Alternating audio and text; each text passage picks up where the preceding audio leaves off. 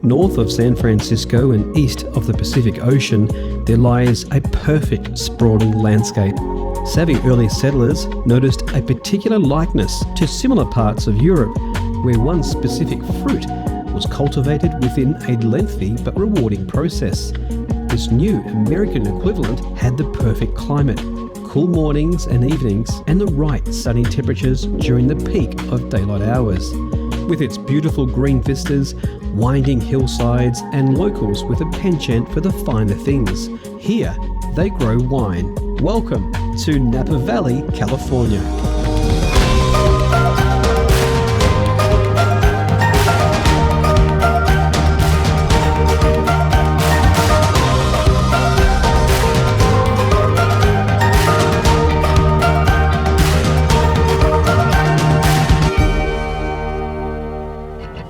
In this episode, I make my way through the winding sunny hills of Napa in search of the very best experience this area has to offer. First, I head to Shadybrook Estate Winery in Coombsville for a private tasting treatment with its finest wines. I meet its farmers and chief winemaker Rudy for a rundown on what makes this specific part of Napa perfect for producing wine. Then I get to soak in the VIP views and grapes with Shadybrook's Director of Hospitality, Kimberly, and high-end private winery concierge, Mel. Then I head back to the cellar to find out how and why these exquisite bottles of vino taste the way they do. And finally, I meet an old Australian friend of mine, Timothy, for some locally sourced gastronomic delights. First things first, I head to the beating heart of Shadybrook Vineyards to chat about the microclimates and the history of the area with Chief Winemaker Rudy. Rudy, great to meet you. Good morning, how are you? Nice to meet you as well. Thanks for having me. I'm in the best place in the world right now. Glad you're visiting the best place in the world. I love red wine, yes. and there's plenty going on here, right? Good red wines around here. Yes. Beautiful day, it's about 80 degrees or something. Yeah, this is the way they come. I love it. So Napa Valley, now you're the go-to guy with Napa Valley. I've been here for about 35 years, delving into the wine business and everything that goes on with wine. How did you get into winemaking? I got into winemaking in school. Okay. It was just a class that I took kind of by accident. Kind of an outreach class, and it was so interesting. Dived completely into the program, and before you know it, I was a wine major, and 4 years later was making wine. Differentiate you from different other winemakers in different regions around the world. Okay, and you drink wine, right? Too much sometimes. Oh, you do? That's the problem with working here in Napa Valley, right? You got to drink the produce. That's right. And why here? Why did people settle and make wine here? Well, wine regions tend to occur most favorably around marine influences. Okay. If you look at where France is achieving success, and Italy and South Africa, they all are very close to the ocean, where you have nice warm days and very cool nights from that maritime and marine influence. Okay. So we're situated perfectly next to the San Pablo Bay, the northern part of the San Francisco Bay, where we do get that beautiful fog. We call it the air conditioning that comes in every evening. Really? Even in summer? Oh yeah, okay. Oh yeah. We usually wake up in the fog, and it burns off somewhere, depending on where you are in the valley, throughout the morning, and you get glorious, nice dry sunshine for the rest of the day, and then ocean breezes coming in the evening, just to let everything cool down and relax. So why is that important to winemaking? So sugars develop in the grapes during the warm sunshine parts of the day, and the acids and maturity and development happen while the plant is resting during cool times. Wow. So you really need to have that extreme high and low temperatures. And it doesn't seem to matter about water as well. I know it's really dry at the moment. Does that affect the plants? It does affect the plants, and it's a balance that we're looking for every year. Too much water makes the plants a little bit lazy, and they just kind of don't work. Not enough water can overstress them, and we might get pruny, overripe qualities. Okay. So we're always trying to find that balance throughout the year. Napa Valley is kind of a cool place too, and it's just grown in the last 50 years. This place has gone nuts, right? Absolutely. It was just a sleepy little hollow, and now what's going on with the culture and the food scene and things here? It's just been expanding, and really finding its own personality. Yeah. I think when I first at least got here in the early 90s, what I was hearing about was we were still trying to chase French kind of idealisms and French ways of making wine. Yep. And I think it's been really wonderful to see that we've kind of have achieved our own personality. Okay. We're not trying to make French wines. We are really embracing this glorious weather, what we're just talking about. Okay. It's a different style of wine than old world countries.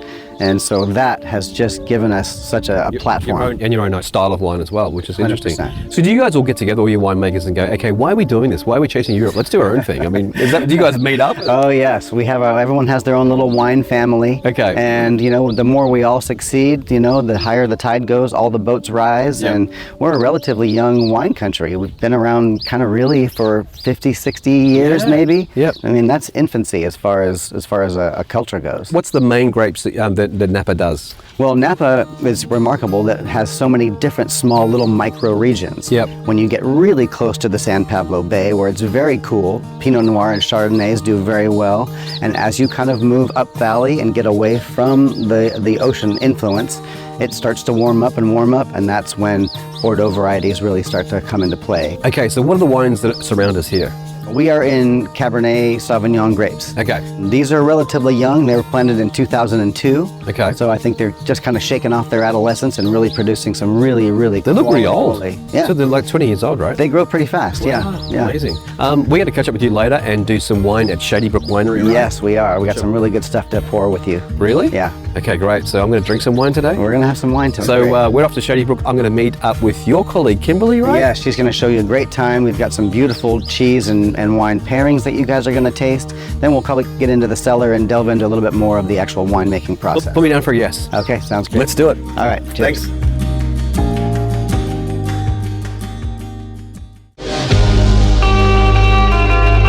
I leave Rudy to tend his vine and head across the property to meet local private luxury concierge Mel, who has set up my private tasting experience for today. And it's Mel. Nice to meet Hey, you. nice to meet you finally. This is great. Love this location. Welcome to Shadybrook. So this is kind of like an exclusive winery, right? So you can't just come in here. Nope, it's reservation only in Coombsville. Absolutely beautiful. It's known for Bordeaux varietal wines. It's one of my favorites. Their hospitality is amazing, and they make one of the best charcuterie boards in the valley. So you're a luxury concierge, and so people who want to come to Napa Valley don't know what they're doing. They call you, right? Absolutely. And then what do you do for them?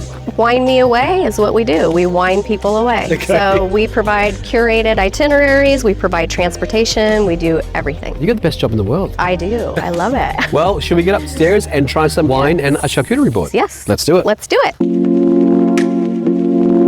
Hello, so Kimberly. Hello. Great to meet you. Oh, it's so lovely to have you all here. This is our little slice of paradise out here in Coombsville in the Napa Valley. Thanks for the invite here Absolutely. today. I mean, exclusivity. I just feel like this is just so stunning. So how does it work here? So, I mean, if you want to come along, how does it kind of work? Yes, so we're by reservation, so you definitely have to call ahead to make a reservation to sit in this wonderful little cabana-like setting and look over at this view and enjoy our wines. We're limited production.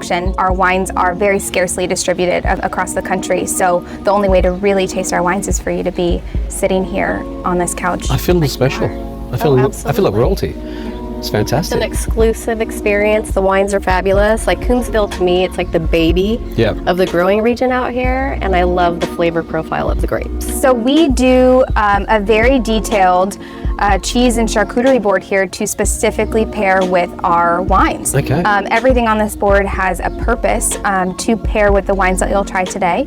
And every time we have a new vintage release or we are pouring a new wine out here, we taste through actually a dozen different cheeses to find the perfect pairing. Well, it sounds like we should taste that then. I think so. Okay, great. So, we're doing the wine first. Okay. When you're doing a wine and cheese tasting, you're gonna wanna take a sip of the wine, then a bite of the cheese, then a sip of the wine. The cheese is always meant to enhance the flavor profile of the wine. Okay.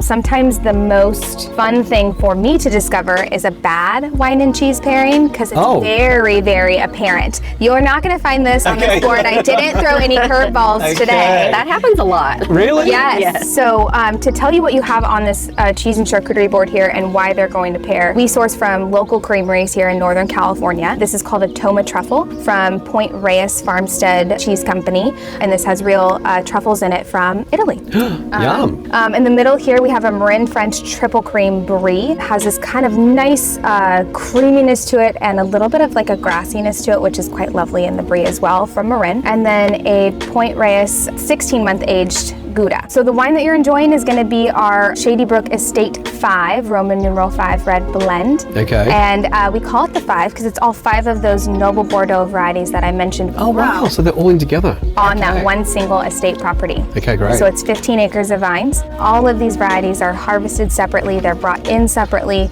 This is so exclusive. Thank you so much. Oh, you're welcome. Should we try some? Yeah. Okay. Let's do it. Okay. This is the 2017, you said? 2017. Yep. It's a Cabernet Franc driven blend. So when we're tasting, what do you want to get some air in there as well? Yeah, you're just gonna kind of want to open up the aromatics. The aromas are gonna really help guide your palate into what you think you're gonna taste as well. But it really smells great too. You can really smell that beautiful fruitiness that's coming through the glass. Absolutely. If you were going to do any sort of a dish with this Yep. could stand up to your filet, maybe with Cabernet mushroom sauce or a seared duck breast. Some more of a dark meat kind of thing. That's beautiful. Really, really great. Should we try some of the cheese? Please. I really want to do some of this truffle one. Yes, dive right into that. It's over here. Sip of the wine, bite of the cheese, sip of the wine. Okay, so like this.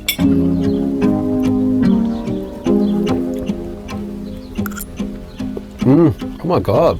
It really brings the flavor of the cheese out as well. Absolutely. Yeah. That's when you know that you have the perfect pairing. Yeah. Because they're both meant to complement each other and enhance the flavor profile of the Just food, beautiful. of the wine. That is real Italian truffles. There's no truffle oil. Wow. The family actually sources from a small family Italian truffle farm Wow. over there and Just brings amazing. them over. So what's next? So we're going to try our estate Cabernet Sauvignon, grown on our Shadybrook Estate Vineyard. So this is all coming from a single vineyard. Here. Time for bottle number 2. Keep an eye on those pourings, Kimberly, or I'll be stumbling down these steps. Swirl. Okay. And then put your nose in. What year is this? 2017. Same year. Okay. Oh wow. That's a lot more fruity and not as complex. It's a little more simple. Yeah, so it's definitely coming from 3 different kind of rolling hills that are nestled into that hillside. 3 different clones that comprise this cab. Ooh, I actually like that. Blackberry. Okay. So what cheese should we try with this one? So what I recommend is the aged Gouda made by Point Reyes. 16-month age. It's going to offer kind of the boldness that you're looking for in a cheese. It's got little crystal pockets because it's been aged so well of protein. Yep. And it's going to stand up to a Napa Valley Cabernet. Yep. Oh, yum. That's delicious. Really My good. favorite cheese. Oh my gosh. It still gives you that creaminess that you're looking for. It's Like the sweet, a little nuttiness nutty. too. Nuttiness. That's exactly right. So there's an equestrian centre here in Shadybrook as well, which is kind of unique, right? It's absolutely unique. It fits with the history of this property, and the Rapp family who founded this area was very horse culture forward before it was vineyard culture forward. Right. You can have some wine, then go horse riding? You can go horseback riding and then have some wine. Okay, great, because otherwise it's the other way around. It's probably not going to work too It's well. a little bit of a liability. Yeah, okay, yeah. Of course, right? Riding while drunk is not going to work. Definitely the other way around would be fantastic. So, It's a wonderful experience. I highly recommend it. you guys have been amazing. I've had a wonderful time. Where am I going to next? Well, you met Rudy earlier, and I have him waiting for you in the cellar so he can dive into that winemaking process and maybe do a little barrel sample. Sounds great. Lovely to meet you, Mel. Wonderful to meet you too. Thank Had you a so great much. time. Yes. I'm off to do some more wine tasting. Awesome.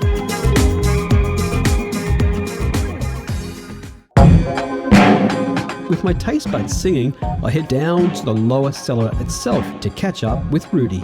He wants me to swing by for a few glasses of his 2019 yield, nearing the end of its maturity and soon to be on the tables of Shadybrook's avid clientele. Hey, Rudy, we meet again. Hey, there you are. How was everything at the tasting with Kimberly? Had a great time. Oh, great. I love your winery. It's nice out there, isn't it? Yeah. What a great day to be on the patio. I'm feeling a little fresh. Feeling great. Well, we're gonna keep you lubed up. Okay, I love that. So this is your natural habitat. This is kind of like This is where I live and breathe every day. Right. Yeah. These are my children. Is that right? So I mean, this is the thing. I mean, you're responsible for everything. If this goes bad, really, you can't blame anybody. I can only point at the guy in the mirror. Okay. That's it. But you're doing really well. I mean, the wine is just so flavorful, and the location of where you work here at Shadybrook is stunning. Yeah, I feel like I'm cheating every day, and having control, complete control from the root stock through the growing process, and having control over the wine and the winemaking process too. It's just, that full circle is incredible. And that's not something that all winemakers get, right? Right, it is. So again, it's all your fault now. That's right. That's right. So I understand you tasted these couple of wines. You tried the estate blend and the Cabernet, the 17 wines. Which is quite a while ago. Those are our current releases. We hold wines in barrel for almost 3 years and then age them in bottle for another year afterwards. Why is that? Aging for 3 years is a little bit longer than some, but I like to kind of watch my wines evolve and change a little bit before they go into bottle. Once they're in a bottle, it's kind of they're gonna do their thing. So I want to make sure that they are very round and very rich and very complete before they go into the bottle. So we wait until they are very comfortable with their new environment before we release them to our wine club members in public. This is all oak, right? Yeah, all French oak. Is that important to your winemaking style? Because a lot of people are going for the stainless steel thing now. Right. I mean, it's a different sort of style.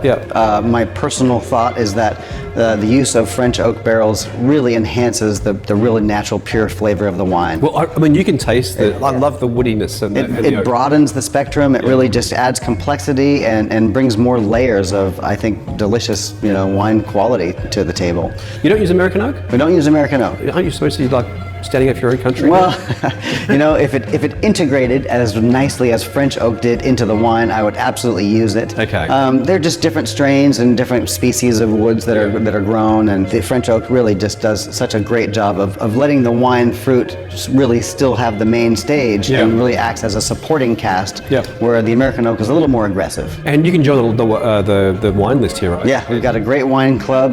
We have almost 1,000 members now. We have some great parties here that our wine clubs get invited to. Well, I'm signing up. Please do. Because I love what's going on here, so it's going to be great. So look, I'm keen to try the 2019. So this one will go on sale when? So this will not be in bottle for another 6 or 8 months. But we're getting towards the end of it, so I can get it. You're gonna have a beautiful, especially having just tasted the 17. I think the translation is going to be really, really fun for you. Let's do it. Okay. All right. That's what I came for. All right. You know what? You can smell the wine in here. Like the moment you walk into the warehouse, it is just. Even after making wine for 30 some odd years, I still love the smell every morning when I walk in. Oh wow, that's really dark red. Yeah. And really quite syrupy. 2019 was a fantastic vintage for us here in Napa Valley. Comfortable season. Let's taste it and see if we can pick that up. This is a blend of 5 different grape varieties. Cabernet Sauvignon, Cabernet Franc, Merlot, Petit Verdot, and Malbec. All 5 of the essential Bordeaux varieties are in this. So that kind of hits you. You get the first taste, second taste, third taste. They had like 4 or 5. It keeps going. Lots of juicy, rich, round flavors. You could drink that with a steak, or you could drink that even with a white meat. I think you could drink it watching the sunset with a friend. Absolutely, I love that. That's fantastic. How do you differentiate the price in a bottle of wine? When you make a really good one and it's perfect, do you make it a reserve and then you charge more for it? I mean, how does it work? We don't. We consider all of our wines really being reserve. We start with fantastic grapes. We put a lot of time and effort and energy into growing really perfect crop. We do most of our thinning in the vineyard, so we don't bring any clusters of grapes into the winery that aren't relatively perfect. Love that. And so at that point, the wine really should just be a great expression of that vintage year. Just delicious. And this is a great wine. I mean, at the bottom end, you could probably drink that midweek maybe. Sure. If you're doing well. And then on the weekend, break that open for something special. Just gorgeous. Definitely. I mean, it's a special occasion kind of wine. But for all the birthdays and anniversaries and great gifts, I think they're a great treat. That's amazing. Let's finish this off. You've been amazing today. Thank you very much. Good. I'm glad you came around. Good to see you here at the winery.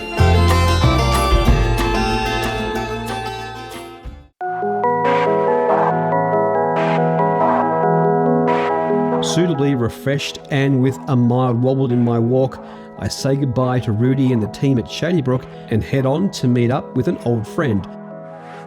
Hey Tim. Hey Gary. Good to see you, mate. Welcome to the Napa Valley. Love it here, mate. G'day, mate. Yes, we're going to put a little bit of an Australian twist. I think of course. Why not? I couldn't welcome you to Napa Valley without throwing some shrimps on the Barbie. We're not going to put them on the Barbie today, but in the wood fire oven. We're working with Forno Piombo ovens, a nice scalding 900 degrees Fahrenheit. So we've got some beautiful Sonoma Coast oysters from Bodega Bay and Miyagi's. Just down here? As close to California as possible. We're going to grill some. We're going to put some in the wood fire oven with some bourbon, paprika, and honey butter. Sounds amazing. I hope you're hungry. Oh yeah, absolutely hungry. Got a mignonette if you want. Yep, let's try it.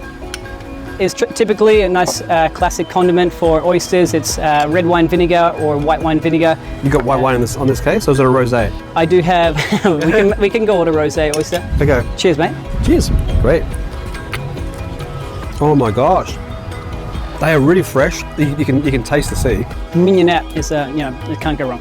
Well, great. What are you going to do for us today? So we're going to finish these oysters. Okay. We're going to put a beautiful bourbon, paprika, and honey butter on. So the wood fire oven rattling super hot is going to electrify the butter. It's going to get this beautiful nuttiness. So if you wouldn't mind, I'd love you to help me. Yeah, sure. What are we going to do here? So nice teaspoon directly on the top here. On the top here, okay. On all of them? I'll help you out. Yes, yeah, great. Yes, sir. How long would you put these in the oven for? Well, we're going to keep an eye on them. I think wood fire cooking, particularly in these Forno Piombo ovens, you really have to keep an eye. It's electric, very alive cooking, and that's what makes it so exciting. All right. So what else is going in the oven as well? So to pair with these beautiful oysters, we've got some beautiful octopus off the coast of Monterey. Beautiful Monterey Bay, sustainably farmed baby octopus. We're going to put that in there. It's been brined. We're going to elevate it a little bit more, get the nice char on there. And obviously with potatoes, just the produce is going to do all the talking there. You've got literally just a little bit of olive oil and some salt. Exactly. No rosemary or anything, just let the flavors from the potato come out. Yeah, if you were wanting to put some rosemary in there, it's important to note that the wood fire oven is so hot that we don't want to add the rosemary too early. Oh, it'll just shrivel up. It's going to go burn. So I like to keep an eye on them, get some colour, then put some butter in there if we're not using enough butter already. I know I'm nutrition inspired, but in Australia we use a lot more olive oil and things like that. We're very European in that way. But yeah, let's do butter because we're in America. And then we have the prawns that are already stuffed. What's that Australian saying that we always get shrimp on the Barbie? Yeah. So we're going to pay homage to our our heritage. I'm going to cook up some shrimp. God bless Australia. You know what the funny thing is, in Australia we actually call them prawns. I know. Rather than shrimp, just go with shrimp here. That's fine. Pretty much just put it straight over the coals, and that's going to just blister. It's going to become really beautifully charred, but it's going to keep that meat nice and sweet. Great. Let's get it in the oven and see how it comes out. All right. Chef Tim's approach to nutrition and wine couplings is unparalleled. If you want a healthy outlook on a realm of cuisine that can often be feared by the health conscious, look no further. The cooking is sublime and exactly what I need after a day on the vino. Impeccable, locally sourced ingredients make these dishes what they are. The abundance of California's rich farming, both sea and pasture, is alive and well here. Thank you so much, Chef Tim. If you're hungry, Gary. Oh my God, that's amazing. Look at this. Hear it, it just sounds as good as it tastes. Can I get you a little glass of wine? Well, we're in Napa, so let's have some wine and some food. This looks amazing. Pleasure to share it with you, my friend. I think it's going to go absolutely delightfully well. Cheers, Gary. Oh, cheers. Welcome to the Napa Valley. I almost said Yarra Valley. Napa Valley. Fantastic. All right. So what do we got here? We're gonna. This is something you can do for entertaining with our beautiful romesco sauce here. We could warm it up. Yep. This little magic sort of comes together, right? So we're gonna really load these octopuses here, put it in the middle of the table, and finish this beautiful dish. Yeah, look at that. This is good. And then we'll finish this with a lovely light mustard and lemon vinaigrette. Seasonal greens, frisee, a little kale. Yep. You could put some chives in this. And so this is stuff that you can put together at home. You don't need to have a pizza oven, but... I mean, the pizza oven just makes it so quick. Like, exactly. bang, it was just done. Exactly. With these beautiful shrimps or prawns. Yep, as we call them in Australia, prawns, but here we're going to call them shrimp. And they look great. They didn't take long to cook at all. They're such sweet, they're such delicate meat. You don't want to overcook them, you don't want them rubbery, you want them beautiful and sweet and really make it a decadent sharing plate. Yeah. It's just you and I. I don't know what you're having for lunch, Gary. Did you bring your lunch? Or this is exactly what I'm having for lunch. Yeah. Really? I thought you called it a sharing plate. So, mate, you can tell that you love what you do. I mean, you would do this anyway, even if wasn't your job, right? I mean, exactly. It's just so good. We're cooking from the age of 14 in kitchens, and live and breathe food, wine, and cooking, and entertaining. And so, without any further ado, get in there, my friend. Let me try some of this sauce down the bottom here, and a little bit of potato, and a little bit of those greens in here. Oh my God. Oh my gosh, that wood oven, the flavors that are coming out through the charcoal in there, you can really taste it in the octopus. The octopus is just such a beautiful thing to put in. I mean, look at it. It curls up, it's charred, it's crispy, it's sweet and delicious. It's healthy as well. Yeah. And in this environment, it's just amazing. Love that dish. All right, the oysters, let me try this. I kind of had a bit to do with this because I kind of like poured on the sauce, right? It's all here. Let's have a taste. The honey, there's a bit of spice in there as well. Yeah, we got a gorgeous bit of paprika and then a little splash of whiskey. And you know what? It always also helps when you got great produce because they are really fresh. I mean, you don't need anything else. Yeah. I mean, those is a nice exotic and decadent combo, but it's worth it. Great. All right, one last thing to try is the shrimp, and look at that. Just amazing. Look at that, just fantastic. Love the herbs that are going in there, and again, you can taste the charcoal. Reminding you of home? Absolutely. Just amazing. Well, mate, that was absolutely fantastic. Love your food, and I'm so glad you're doing well here in Napa. It's just fantastic. Thank you. Cheers, mate. Long overdue cheers. Nice to see you. Thanks, man. And with that, my time in Napa has come to a close. With world-beating wines on your doorstep, a perfect climate, and stunning views as far as the eye can see, this really is California's utopia, a truly remarkable spot. Join us next time as we continue our tasting journey throughout the United Plates of America.